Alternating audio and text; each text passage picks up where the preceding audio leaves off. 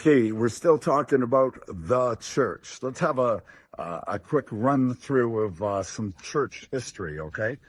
Uh, the Apostle Paul went out and preached the gospel and planted churches all over the place.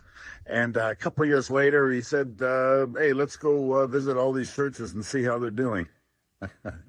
And then he wrote letters to all these churches, like, Romans, Corinthians, Galatians, and we got pastoral epistles, how to behave in the church and stuff. And the Apostle John, he wrote letters to 7 churches. Like, there's these churches all over the place.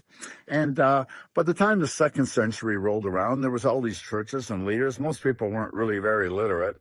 And some of these leaders, and some of them were like disciples of John, firsthand. So people really respect that a lot.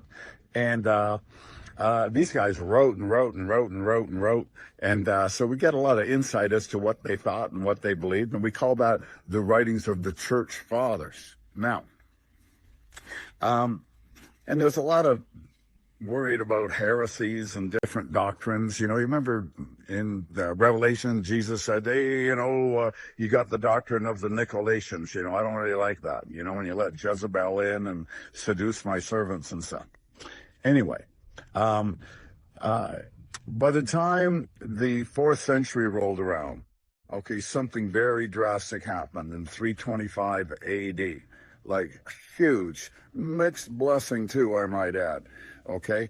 Anyways, come back and I'll explain something hugely significant that happened in 325 AD.